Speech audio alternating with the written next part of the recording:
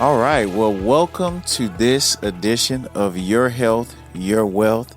And today we are going to talk about chronic disease. I really want to dive into a series on chronic diseases and the cost of these diseases, both from an economic standpoint to patients, but also just about the impact to life and what it means to live with some of these chronic neurological conditions. I have a wonderful guest with me today, Jenesha Barnett. We are going to hear from Jenesha and hear about her story and about her advocacy work and the work that she's doing in MS. So I am excited and welcome today and excited to talk more about this. Thank you so much for having me. I'm excited to be here. Excellent. But let me start off first by just giving an overview on what is multiple sclerosis. And I'll shorten it and say MS throughout this interview. But multiple sclerosis is a chronic disease that has both inflammation and what's called demyelination of the central nervous system. Our nerves are like cords. They have insulin around them. That's called myelin. And in certain conditions where you have an autoimmune attack on that myelin, it slows the function of those nerves and can cause disability and problems associated with that. The thing about MS, why it's such a profound disease, is that it can affect anywhere in the central nervous system. So you're talking about the brain and the spinal cord, mostly in the brain and the upper spinal cord, like the cervical spine and the thoracic spine or the mid-back.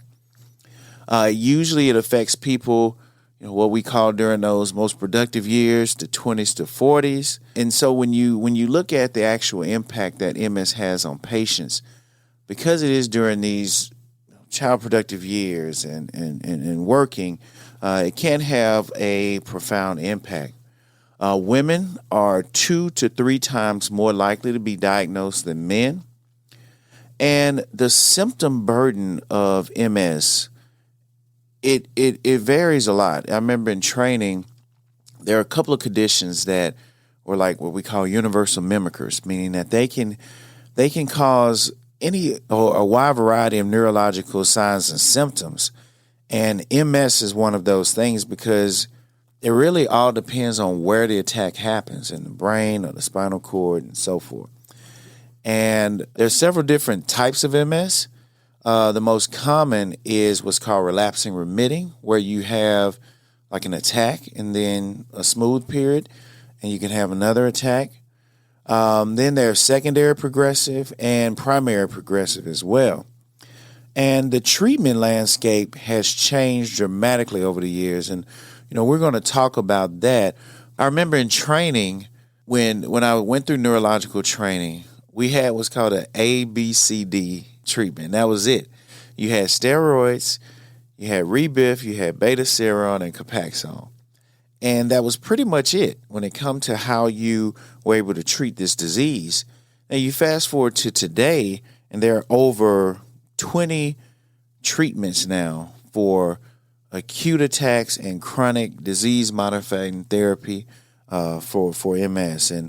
And these treatments are not cheap, but it really has helped us to be able to specify treatments for individual patients. So now that we know a little bit more about MS, let's jump into our interview with Jenesha and just find out. What I want you to first start out is, tell the listeners about your journey, about your personal journey with MS.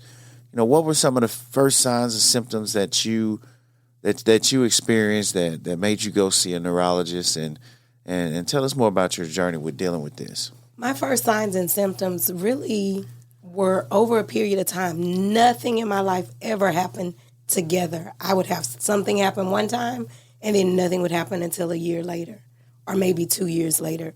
But as I tracked it, because I always kept a journal, those things would always happen around really stressful times in my life. When I was in college, it was always at finals. I would end up not feeling well. Things would hurt. Things would stop moving the way they were supposed to move. And so I started going to the doctor. And I actually ended up in the emergency room while I was in college. And through that experience, I ended up being misdiagnosed, which happens a lot. And they believed that I had lupus because they used steroids to treat me, and it worked. So they were like, oh, we think it's lupus. Let's treat it as lupus. And so they started treating me like that. But then everything would go away. And so they were like, well, we really don't know. We think this, we think that. And so as I grew more in my adult life and work and life was lifing, then other things would start to happen. And one day my legs just actually gave out. And I fell down the stairs in my own home. I ended up in the emergency room at Methodist Hospital. And in that, they thought I had a stroke because after a couple of days, I ended up being paralyzed on my entire left side. Wow. And they said, oh, you've had a stroke. I said, no, I don't think it's a stroke. And, I wasn't trying to self-diagnose, but you know your body. You know when something is not right, when things don't sound right. So they started doing all of the stroke testing to try to eliminate that, and nothing was coming back as a check mark for a stroke. So they were at a loss. And it was somewhat entertaining to see all of these top docs in the emergency room in Methodist baffled by my condition and what was going on. And it just so happened that a neurology, I don't know if he was a resident or a fellow, he walked into the emergency room to see a patient. And he saw my scans on the little board. They had my MRI and my CAT scan up there. And he thought it was his patient. Oh, wow. His patient was in the emergency room for an MS relapse. And so he thought that my scans belonged to his patient. They were like, no, that's not your patient. There's someone else that we have. We're trying to figure out what's going on. And he was like, well, she has MS and she's in a relapse. And they were like, she didn't say she has MS. And so he was like, yeah, but she does. So even if she doesn't know, that's what's going on. And so they came and talked to me about it. And I said, I don't know what that is. I don't think I have it, but why does he think I have it? And so he came and talked to me, and everything that he described sounded like what I've been going through for so many years. It was the first time that a light bulb went off. And it was like, ding, ding, ding. Something about this seems familiar. And so he said, we just have one more test that we need to do. Let's do a spinal tap. And I immediately said no because I didn't want them to go into my spine without anesthesia. And so that freaked me out, and I said no. And my mom was like, no, you need to do this. I was like, that's easy for you to say. And she said, well, your faith should sustain you in this. The God that you trust will be in that OR with you. Trust him. You may finally have the answers that you've been looking for.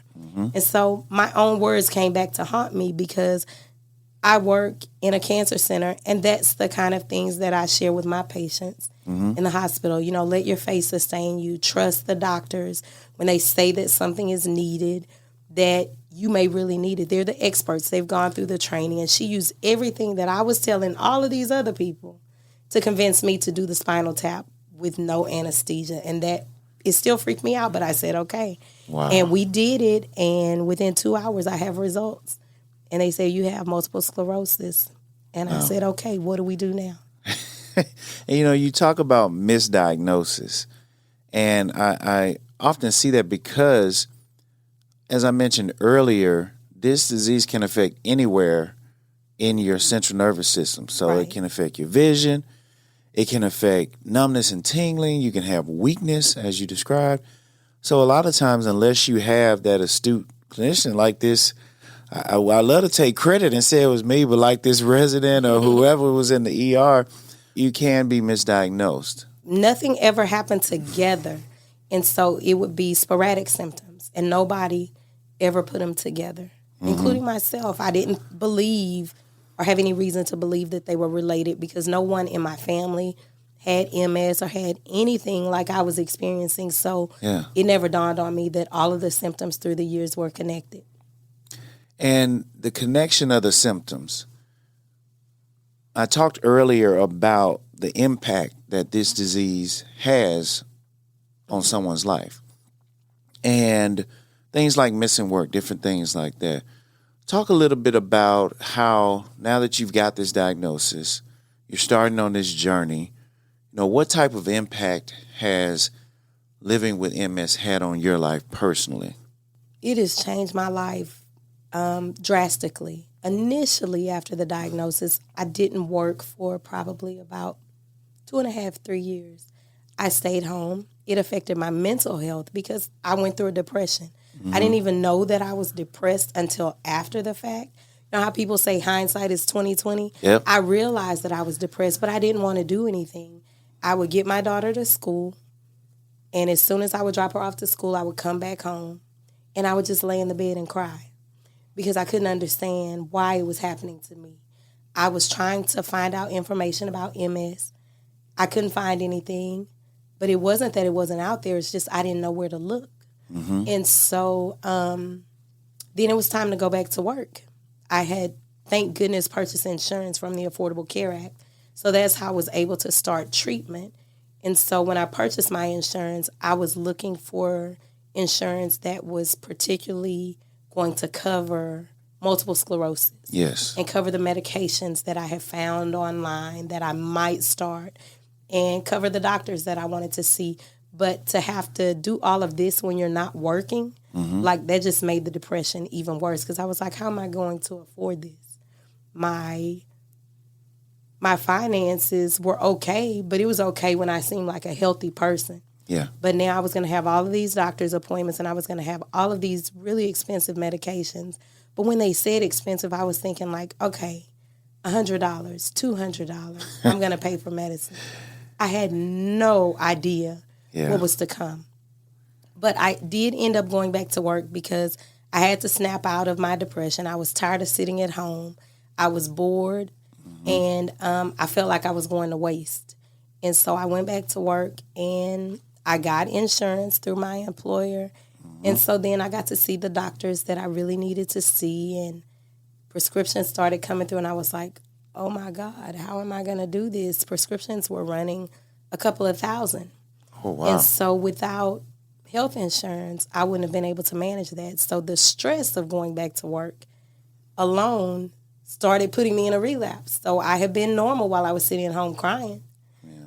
But when I got back into the workforce and I started moving around and interacting with people and not just sitting still, it all came down on me at one time. And so then I really learned about FMLA that's offered under laws in this country, thank goodness. But then I had to figure out, do I tell my employer or do I not tell them?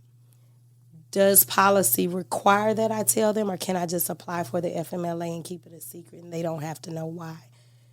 But then with all the appointments, how do I tell them I need to keep missing work when they just hired me? So it was a whirlwind of things that affected me in being in the workforce, trying to raise a child. I had gone through a divorce. I was raising my child on my own.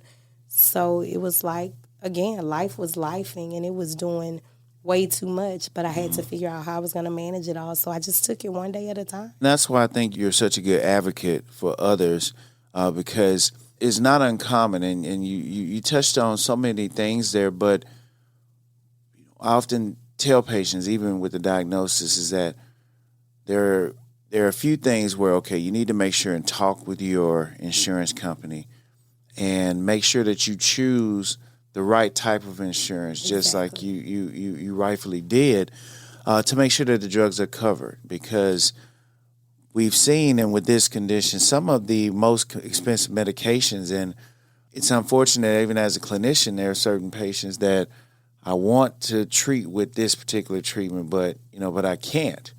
The cost of treatment is very high, and the insurance company, through different things like prior authorization. So prior authorization for the listeners is where you may go to an insurance company and they have a panel, and they'll say, "Well, we appreciate it, doctor. You've done all this workup. You diagnosed this patient. You want to put them on A, but A is not a part of our panel, so they need to go on B or C." Another medication. They need to fail that first before we'll let you put them on whatever you want to do. But failing a drug in multiple sclerosis could mean loss of vision. It could mean, weakness on one side or the other. So it's a very, I think that system, particularly when it comes to MS and the ability to treat MS, It was something we really need to work on from a policy standpoint. Have agree. you seen any of that in your journey? I have. Right now, I am on my 4th MS drug, but every single one, because they are very expensive and highly specialized medications, has called for prior authorization. And you have to have a clinician who is willing to fight for you with the insurance companies. But you're paying for this insurance, whether it's out of your own pocket or through your paycheck and your employer is helping cover the cost. And you're literally having to fight for what's best for you. And if you don't have a doctor who is an advocate for you and for his patients, then you could end up in a worse position because disability could progress a lot faster. Or some people who just don't have the strength could just give up and not take any medications. Yeah. In some of the groups that I'm in, I have a lot of people who just don't take any medication because they don't want to go through the fight and they can't afford to. And a lot of the drug assistance comes when you are employed and you have insurance through a group employer. And they'll help you. But if you have Medicare, Medicaid, they won't. Yeah. Which is typically the group of people that need the help the most, because Medicaid is income-based and Medicare is typically for those who are either disabled or our older population. And that's why I've been telling a lot of the people that I interact with that this time of the year, ironically, elections are so important. It's funny that we're doing this now, right before the presidential election, but it's the elections in between when we're putting legislators in office that really matter, because those are the people who are going to make laws and who are going to advocate for lower drug costs or for you not to have all of these prior authorizations. Your clinicians spend all of this time in school. They go way past the 4-year degrees. They have a lot of medical school debt, but then insurance companies don't trust them to make the decisions. So why am I spending all my time and money to go see this doctor who specializes in neurological diseases, but my insurance company won't trust him to pick the medication that's best for me because they don't want to pay for it? So I make sure that if I can't speak to the head of the insurance company, which I will do, because I will get on Google and I will just research until I find who I need to talk to. I will go to the top. I will send emails. I will do whatever I have to do. I used to get on Twitter, but I don't really use X because I had closed my account. But I would get on Twitter and I would tweet the heads of these companies to say, hey, do you care about the people or do you care about the bottom dollar? What are you in place for? Because if I don't get this medication, then this is what can happen to me. But you don't know my case. You don't know my story. You don't know what I go through on a daily basis. But this doctor who wrote the prescription does. He sees me. He treats me. So he knows what I'm dealing with to know which medication is best for me. And so I use every avenue that I can. But right now, I'm definitely using the tool of voting. And I'm paying attention to the presidential election just like everybody else in the country. But I'm also paying attention to the legislatures that I put in office and what they stand for. And I write to them. I send emails to let them know, hey, I'm a constituent, and this is what matters to me. Where do you stand on this issue? This is why it matters to me. Do you want to talk to me? Do you want to see how, if you make a decision this way or that way, it can impact real life people? Because they get in these offices and they kind of forget about the little people. Yeah. And MS patients are some of the little people who are really affected by the cost of drugs. It's not just Medicare recipients. And it's nothing against those people. We have so many different groups that are affected by the decisions that are made in government, and people have to pay attention. I have so many people around me who are saying, well, I don't like either candidate, so I'm not voting. And I'm like, there's more than a president on that ballot, right? Yeah. So there are other things that you can vote for that can impact someone's life. And voting for your state legislators and your national legislators are the ones that really make a difference in the cost of health care for all of us. Most people don't understand the process. The state runs the insurance for that state, so that's where your state legislators come in. There's federal pieces too. But like you said, getting involved. Right. And I know that you are very active in the MS from advocacy standpoint. So tell us a little bit more about what you're doing from that standpoint? Well, I have recently taken a position on the board for the MS Society for the South Central region. I participate in the MS Walks to help raise money for finding a cure. I like to support organizations and events where I know the money is really being used for what I need it to be used for. And so the MS Society definitely supports research, and we're getting closer and closer to a day where I'm going to be able to say I had MS There we and go. not that I'm living with MS. And so supporting this organization and being a part of that is really making a difference in my life and the lives of a lot of the people around me. I also support the MS 150, which is the bike ride. Now, I don't ride bikes 150 miles. That's just not my thing. But I go out and I cheer on the people who think enough of me and the cause to say, hey, I'm riding for you. I'm raising money to help find a cure so you can say you had MS. And so I meet them at the start line. I meet them somewhere in the middle. And I'll meet them at the finish line to thank them and show my appreciation. And I think that any cause that I can support that is going to help me get to the point where we can really put an end to this disease is where I'm going to be. I go to support groups, and I do a lot of things online to help people all over the country and encourage them as we go through this battle, because it is a battle. It's like a war, and every time we have a relapse or we have an issue with the drug, that's one battle that we have to overcome. And so part of that advocacy is just uplifting each other and encouraging each other. And in these support groups online, it allows me to reach a much larger audience than just the South Central region, which is Texas, Arkansas, and Oklahoma. But it gives me a chance to go much broader. And so I've talked to people in Georgia. I've talked to people in the DMV. I've even talked to some people overseas who are in this same war with MS, and we're able to encourage each other. They have different issues that they're facing in other countries, but ultimately we're all just fighting the same battle to try to end this disease. And just so y'all know, Jenesha's been on me about training and riding in the MS 150. I'm gonna do it. Look, I'm gonna be right there at the finish line, waiting on him to cross. I can say, "See, you did it." That's Dr. right. Patton. That's right. That's right. It's for years I've been said, but I'm gonna do it. I tell you, and been a strong advocate for that. And I want to hear more about the groups that you've been a part of. One thing about MS is it is a community. It's a community, and because of the variation and symptoms, and different people have a different journey with this. What I've found helpful, particularly with some of my patients, is directing them to support groups and different things. And I know you've been very active with some different Facebook groups and different things like that. No. Tell me how that's really helped you you said you went through depression when you first got diagnosed and so forth. How has being locked into this whole community of MS had an impact on your personal journey through this? It's helped me a lot. The first support group that I was in, I'll be honest, I didn't like it. There's no other way to say it. There's no nice way to say it. I didn't like it. When I went in and I listened to them talk, I kind of went in and observed first. I left out feeling like I was doomed. Like there was no hope.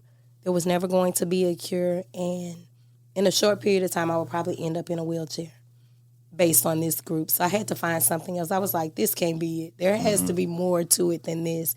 And so a young lady contacted me online because she had seen me hashtag MS. And she found me that way, and she actually is based in Atlanta, and she has a support group, and I got in and I observed, and I was like, okay, this is my village. Okay. These are the people that I was looking for, and we're all in different facets of the disease. It's a snowflake disease. That's what they call it. So we were experiencing different things, but somewhere in this group, you were going to find somebody who's going through what you had been through or what you were going through, and they could tell you how they got through it. And that's what helped me, was finding people who were still hopeful, who were believing that there was going to be a cure, who were helping to fight for a cure, who were doing walks. And I was like, what is this walk they were talking about? I'm like, do they have that in my area? And so I did keep my support group leader here in Houston as a resource, although I wasn't really attending the group. And she did allow me that. And so I reached back out to her to ask, hey, do you know something about a walk? And she was like, yeah, we have a team. And so I went to my first walk because of me finding a group online that was far, far away from me. But because they had a walk and attended, then I said, there has to be something here. That was the only way that I found out about it. And I went, and I felt like I had found more family. Wow. Because it was people who were really believing and hoping for a cure and doing their part to get to a cure. And that's what was important to me. Like, regardless of if this is chronic or not, somewhere somebody is going to find something that's going to make life better for us. And that's what I want to be around. That's what I want to support. And so finding all of these groups and all of these people who were like me, there were groups specifically for women. There were groups for women of color. There were groups for single mothers. It was an MS group. Whatever your niche was, there was an MS group for it.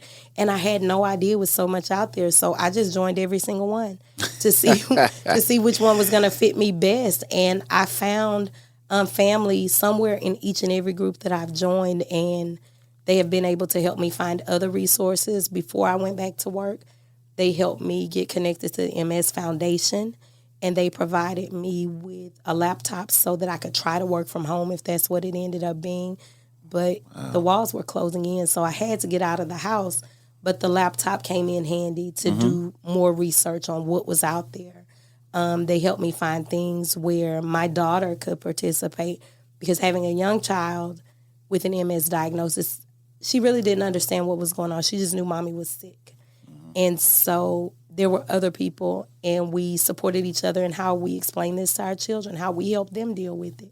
So it had a tremendous impact on me finding the online groups. And I think that's so important. And what I really love in talking with you, this disease, MS, doesn't control your life. You're controlling it. Right. And that's such a passionate and such a powerful thing that patients need to know. So if you using this platform, if there's someone listening, maybe they just got the diagnosis, what are the things that you want to say to them on how to start this journey and to deal with this diagnosis? I would say education is a huge part of the journey. I had to do the research and find the drugs that I was interested in. When I go to my doctor's appointments, I listen to what they have to say, but I found a doctor who would listen to me too.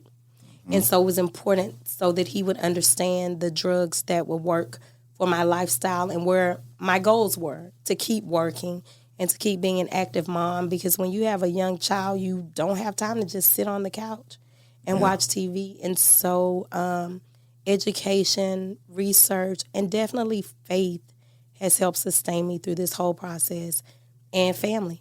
Yeah. A lot of people, they break and sever ties with their family because they feel like their family doesn't understand, but I help them to understand. Or I help them by telling them, you're not going to feel what I'm feeling. So I feel better when you don't say, oh, I understand. When I say I'm in pain, don't tell me, oh, I know what you're going through, because you don't. And so that's how I've been able to sustain relationships with my family, is letting them know to keep it real with me. Yeah. Don't tell me you know what I'm going through, because you don't know what MS pain is like. But no matter what, I keep my faith, and God has sustained me through all of this. Every step of the way, whether I'm encouraged or discouraged, I know that I can always turn to my faith and to my prayer life to get me through whatever part of the journey I'm on. Wow. I tell you, this has been wonderful. Miss Jenesha Barnett, thank you so much for joining, and thank you for sharing with the audience. And tell me your title again. I am a board member for the MS Society for the South Central region. There you go. Texas, Arkansas, and Oklahoma. There you go. Congratulations on that. Thank you. And thank you for sharing and really helping other people as they navigate through this journey. This has been inspiring for me, and I'm pretty sure that someone listening is going to take something positive away from this and realize that they're not alone, and that they should get involved and just like you said there in the end, get involved and realize you're part of a community. Exactly. That's the most important thing. I thank you all for joining me today, and tune in for future episodes of Your Health, Your Wealth. If you'd like to learn more about what I do, you can visit my website, eddiepattonmd.com, and please consider sharing and subscribing to the show. Thank you.